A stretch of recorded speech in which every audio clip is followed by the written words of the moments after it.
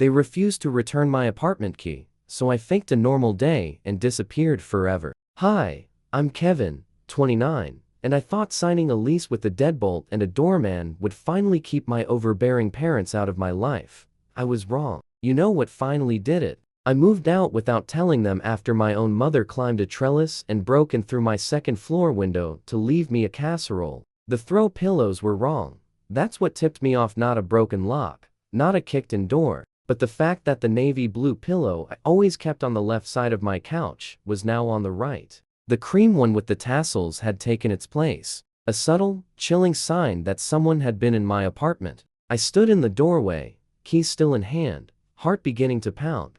Then I saw the real evidence, 3 Tupperware containers on my kitchen counter. Lasagna, potato salad, chocolate chip cookies. I hadn't cooked in a week. My phone buzzed. A text from Mom. Hope you found the food. Your place is coming together nicely though. You really should add more color to the living room. Love you. She'd been here. Called her. She answered on the second ring, chipper as ever. Diana, did you get my text? Mom, you can't just let yourself into my apartment. I brought you dinner. You've been working so hard at that marketing firm. That's not the point. She laughed. Sweetheart, I'm your mother. I don't need an appointment to see you. That's what she said. No apology. No awareness that she'd crossed a line. Just that syrupy, unshakable conviction that because I was her daughter, nothing in my life could be truly off limits. She hung up before I could push further. I told myself I was overreacting, that she was just trying to help. But 2 weeks later, I walked into my bathroom on a Saturday morning and saw a bottle of $90 shampoo on my shelf. My sister Ashley's brand, not mine, called Mom again. This time, her tone was even more dismissive. Your sister had a date in Portland. She needed a place to crash. You weren't even home. You gave her access without asking me. Oh, don't be so dramatic. I told her I needed the key back. That this couldn't happen again. She laughed again. The same laugh that used to mean, you're being silly. The same one that made me feel 12 years old again. Only this time, I wasn't 12. I was 26. And my life, my home wasn't hers to control anymore. But she didn't believe that. Not yet. I drove to my parents' house that afternoon, the red door, the garden gnomes, the same place where every argument from my childhood still echoed in the walls. Dad was in the garage polishing his truck, smiling like everything in the world was fine. Mom was making pot roast in the kitchen, the smell of onions and childhood guilt stewing together. I didn't waste time. I need my spare key back. Mom froze, wooden spoon halfway in the air. Your key, she repeated, like I'd asked for a kidney. I want it back, I said. Today, her expression snapped like a rubber band. Confusion. Hurt? Anger? Why on earth would you need it back? Dad joined us, crossing his arms, already siding with her. Because, I said, you've been entering my apartment without permission. You let yourself in to leave food. You let Ashley stay over. That key was for emergencies. Mom's eyes filled instantly, weaponized tears she'd perfected decades ago. Bringing my daughter dinner is an emergency, she sniffed. Then, louder, after everything we've done for you, we raised you, now you want to shut us out? I'm asking for boundaries. Boundaries, she repeated, dripping sarcasm. That corporate nonsense they teach you at work. As if your mother is a threat. Dad sighed dramatically. We're not giving the key back, Diana. That was it. Then I'll change the locks. Mom gasped like I'd slapped her. You wouldn't dare. Watch me, and I did. That same night, a locksmith came and swapped every deadbolt. For 2 weeks afterward, I lived in quiet triumph. No surprise visits. No rearranged pillows. No unsolicited lasagna. Then one Thursday, I came home from work, opened my door, and there she was, my mother, sitting on my couch, legs crossed, magazine open, cup of tea on my table, like she lived it. My breath stalled. How did you get in? She lifted a shiny new key and smiled sweetly. Called your landlord. Lovely man. He gave me a copy yesterday. My vision tunneled. UWHAT? Oh, don't be dramatic. I explained I'm your mother and needed access in case of emergencies. And honestly, honey, your fridge is practically empty. Yogurt and questionable containers. I was worried. Get out. Her face hardened. I will be keeping this key for emergencies. When she left, I sank onto the floor, shaking. Not from fear, from fury, from violation. Called the landlord. He apologized, stammered, realized he'd been manipulated. I changed the locks again, put it in writing, certified mail, legal wording, all of it. For 3 weeks, I thought the nightmare was over. Then I came home to find my window screen on the floor, my laundry folded, my dishes washed, the casserole still warm in the fridge, and roses climbing the trellis beneath. My open window swayed gently in the Portland breeze. My 55-year-old mother had climbed a trellis into my second-floor apartment. That was the moment I knew. No lock would stop them. I had to disappear. The night after the trellis incident, I lay awake staring at my ceiling, every muscle locked tight. My apartment felt haunted, not by ghosts, but by people who thought they owned me. I'd changed my locks twice. I'd confronted them. I'd begged for boundaries. Nothing mattered. They believed my independence was temporary, like a phase I'd snap out of once I realized how much I needed them. That was the night the plan formed. Not angry, not impulsive, cold, surgical. I would move. And I would tell no one. For 2 weeks. I planned like I was orchestrating a prison escape. I signed a lease on a high-rise in the Pearl District. Keycard elevator, doorman, 16th floor. Zero chance of scaling a trellis unless my mother suddenly became Spider-Man. I told my boss I had a medical appointment, took Friday off, and rented a moving truck. I called the only 2 people I trusted completely. Stephanie and Olivia, women my parents didn't know. Couldn't manipulate. Are we hiding your entire life? Olivia asked as she taped boxes. Yes, I said, stuffing my laptop into a tote bag. We're going full witness protection. By PM the apartment was empty. By 5:30 PM it was scrubbed spotless. No trace of me. By PM my old keys were in the landlord's mailbox. I stood in my new apartment that night, smaller. Yes, but high up, secure, anonymous, and for the first time in months, my lungs actually worked. I exhaled for what felt like the first time all year. Saturday, silence. Sunday, silence. Mom texted me a beef stew recipe. Dad sent a picture of his truck's new tires. I responded politely, calm, normal. Monday, I went dark. Tuesday morning, 17 missed calls, 12 texts, every message escalating in panic. I let the phone buzz. Wednesday, the voicemails turned frantic. Honey, please call us. We're worried. Are you okay? Diana, answer your phone. I deleted them all. Thursday morning, 23 missed calls. One voicemail that made me stop breathing. My mom, hysterical. We're at your apartment. Everything is gone. Diana, it's empty. Oh God, Robert. What if something? I waited an hour. Then I called. She answered before it rang. Diana, sweetheart, where are you? What happened? Your landlord let us in and I cut her off. Why are you in my apartment? Silence so sharp I could hear her swallow. Dad's voice came next, furious and confused. Where is your stuff? Where are you? I moved. What do you mean you moved? I said calmly, I moved to a new apartment because you refused to respect a single boundary I set. We're your parents, Dad snapped. We have every right to check on you. No, you don't. You can't just disappear. Mom cried. You didn't give me a choice. I heard her breath hitch, the realization, the sting of losing control. Give us your new address, Dad demanded. No, Mom sobbed. Diana, please. We just want to make sure you're safe. And I will meet you for coffee, I said, or dinner, but you will never again have access to my home. You can't be serious. I'm completely serious. I hung up on their stunned breathing. It wasn't victory. It wasn't triumph. It was the midpoint, the moment the old version of me died and the new one stepped out of the ashes. I expected fallout. I expected shouting, tears, dramatic speeches about family duty. What I didn't expect was nothing. For the first time in my life, my parents had no address to storm into, no trellis to climb, no landlord to charm. And that left them with only one weapon: silence. Real silence. Not the passive-aggressive kind they used during my teenage years, but a heavy, uncertain quiet that felt like they were trying to figure out how to operate in a world where they couldn't control me. 2 days went by before Mom broke.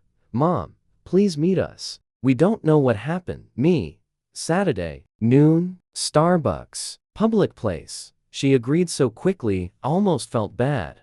Almost. Saturday came. I walked into the Starbucks feeling like I was stepping onto a stage. Mom and Dad were already there, sitting with untouched coffees. Mom's eyes were red. Dad's jaw was locked so tight it looked painful. Mom stood the second she saw me, hands clasped like she was about to pray. Sweetheart, we thought something terrible happened. You broke into my apartment, I said plainly, sitting down. Repeatedly, Mom winced like she'd been slapped. Dad leaned forward. We were worried. You climbed through my window, I continued. You rearranged my things. You gave Ashley unfettered access to my home. You lied to my landlord. You treated my independence like an inconvenience. Mom started crying, not her usual theatrical tears, but small, stunned ones, like she didn't recognize the person sitting across from her. I'm your mother, she whispered. I just wanted to help.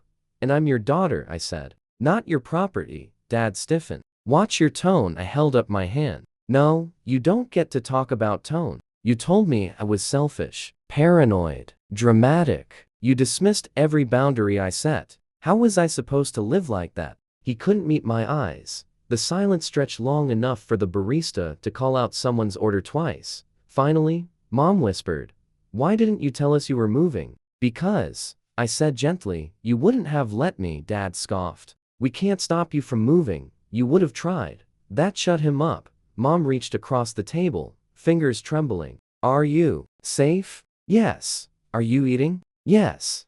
Do you have enough money? Enough furniture? Enough. Everything? Yes, I repeated. She exhaled like she'd been holding her breath for a month. Dad rubbed his temples. We just wanted to know you're okay, he said quietly. I'll tell you, I replied. But you will never again be able to check. Mom swallowed hard. Dad looked like he'd bitten into a lemon. But, we don't know where you live, Mom whispered. And that, I said softly, is exactly why we're finally having this conversation. Their faces said everything: fear, confusion, loss, but beneath it all, a flicker of understanding, just a flicker, but it was something. We talked another hour, carefully, politely, like people trying not to wake a sleeping dog. When I left, Mom hugged me so tightly it actually hurt. Dad nodded once, stiff, but respectful. For the first time in my life, they walked away without demanding anything, without pushing past me, without trying to follow. And that was when I knew the story wasn't over, not by a long shot, but something had finally shifted. They weren't in control anymore, and they knew it. For the next few weeks, things were awkward, not peaceful, just quiet in the way a volcano is quiet when the lava's cooling, but the ground is still too hot to touch. My phone would buzz once or twice a week with the cautious text, "Mom, thinking of you, Mom. Saw a recipe you'd love, Dad." Oil change reminder, I'd reply, politely, briefly, no warmth, no hostility, just boundaries. The emotional version of a velvet rope. It wasn't reconciliation, it was coexistence. Then one Thursday evening, while I was stretching on my tiny living room rug after work, my phone rang. Not a text, an actual call. Mom, I almost let it go to voicemail, but something, maybe guilt, maybe curiosity, made me pick up. Her voice was timid, not fragile, not dramatic, just small. Diana, honey, your sister told us you found a new apartment in the Pearl District? My heart froze. I hadn't told Ashley anything. I hadn't told anyone except Stephanie and Olivia, and they wouldn't have said a word.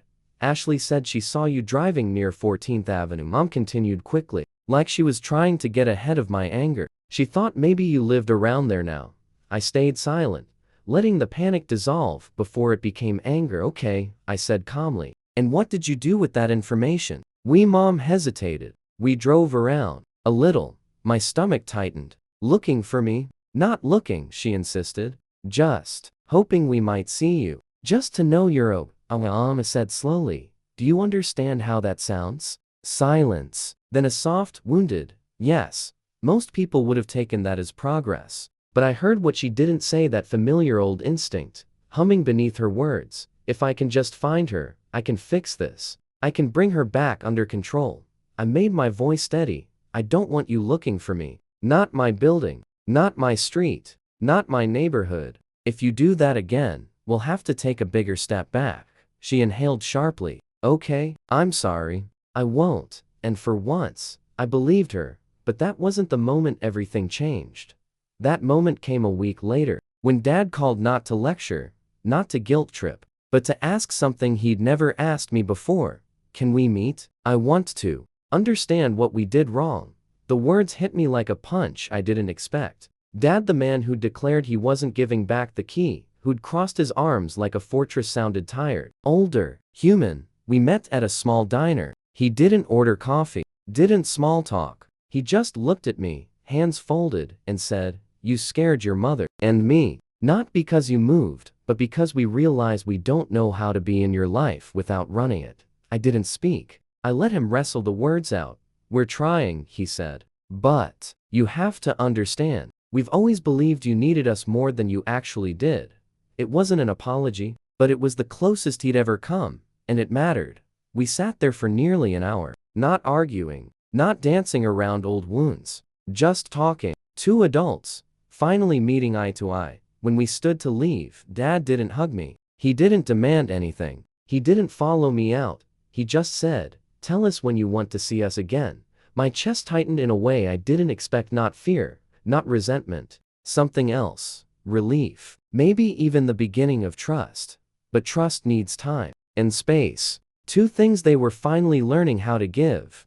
The next few weeks felt like stepping into a new rhythm, unfamiliar, but bearable. Coffee meetups with Mom were scheduled, short, and always in public. Dad texted every Sunday. Nobody asked for my address again. Nobody dropped off casseroles. I wasn't naive enough to call it peace. But it was something that resembled balance. A mutual standoff with carefully drawn lines. And for the first time since I signed my lease, I started to actually live in my apartment. I bought throw pillows on purpose, in bold colors Mom would have hated. I started leaving my dishes in the sink without dread. I sang in the shower. I hosted book club. I laughed. Then, one night for months after the move, Mom sent a text I didn't expect. "Made pot roast. Your favorite. Dinner Sunday? Just us. 6 p.m. I stared at the screen for a long time. No hidden guilt. No threats. No, "We haven't seen you in so long." Just a simple invitation. I hesitated. I really did. But eventually, I replied, "I'll be there at 6. The familiar red door was still there. So were the gnomes. But something was different this time. When I knocked, Mom answered with a quiet smile. No grabby hugs, no teary ambush. "Hi, sweetheart," she said. "Come in." Dinner was normal. Strangely, almost heartbreakingly normal. No questions about where I lived. No passive-aggressive digs. Just meat, potatoes, and silence filled with effort. Midway through the meal, she glanced up and said softly, "Thank you for coming." I nodded. "Thanks for inviting me." It wasn't forgiveness. It wasn't healing. But it was a crack in the concrete. A start. I left after dessert. She didn't ask to walk me out. She stood in the doorway and waved, hands tucked in her sleeves like she was trying not to reach. And that's when I knew. For once, she was trying to stay on my side of the line. Spring crept into Portland like a cautious apology. Soft skies, early daffodils, and the kind of warm breeze that made you forget winter ever existed. It felt symbolic somehow, like my life was finally thawing. Mom invited me to dinner again the following month. Then lunch. Then a walk at the Japanese garden. Each time, she kept her distance. Each time, I left a little less guarded. Dad was slower to adapt. His version of effort came in the form of silence. Not cold, just careful. But he showed up, asked questions, listened. Once, he even said the words, "You were right," without choking. Miracles. I never gave them my address. I never intended to, but they stopped asking. One Sunday in May, after coffee downtown, Mom pulled something from her purse. A key. Not to my apartment. To their house. The spare key I'd left behind years ago. I thought maybe, she said quietly, it was time we gave something back too. Look it. Not out of obligation, but because I finally felt safe, knowing I wouldn't need it. The next week, I hosted Stephanie and Olivia for wine night. We sat on my balcony, watching the lights flicker across the Pearl, music playing low from my Bluetooth speaker. "I still can't believe you moved without telling them," Olivia said, sipping her Ross. You pulled a full ninja. I had to, I said. They weren't going to stop otherwise, Stephanie nodded. They treating you better now? I thought about that. The boundaries. The effort. The slow, awkward attempts at learning who I was now, not just who I'd been under their roof. Yeah, I said finally. They're learning. And so am I later. After the girls left and the dishwasher hummed in the background, I sat on my couch, the throw pillows still exactly where I'd put them, and looked around. This apartment wasn't just four walls. It was proof that I could make space for peace, on my terms, and that maybe, just maybe, they could too. 4 months turned into 6. 6 into nearly a year. There were no more surprise texts like, "We're downstairs." No more casseroles appearing in my fridge like warnings. No more shampoo bottles that didn't belong to me. Just space. And choice. They stopped trying to check in and started learning how to show up. We met every few weeks, always at a location I chose. Sometimes it was fine. Sometimes it was weird and stiff, like we were trying to play a family without touching the history that got us here. But they didn't push. They didn't show up uninvited. They respected the quiet. And in that quiet, something softened. Not forgave, not forgot, but released. Then one day, out of nowhere, Mom asked, "Would you ever want us to see your place?" I looked at her, really looked. She wasn't fishing. She wasn't guilt-tripping. She was asking. I smiled. Maybe. One day, she nodded like that was a gift. And it kind of was. Because for the first time, I wasn't scared of her stepping over the line. Because now, there was no line to cross, only one she'd have to be invited past. I still live in that high-rise, 16th floor. Doorman knows me by name. The keycards still work perfectly, and only I hold the spares. The trellis incident? It's something we joke about now, in careful doses. Remember when Mom went full Catwoman? Remember when Dad tried to justify breaking in as parental concern? We laugh a little, then go quiet. Because we all know it wasn't funny at the time. It was real. It was damaging. And it took all of us facing hard truths to fix even a piece of it. But we're here now, and I finally have what I wanted from the beginning. A life that belongs to me. My rules, my locks, my space, and a family that, for the first time, knows the difference between love and control, and is starting to choose the right one. That's not just growth. That's freedom. And it tastes better than any pot roast ever could.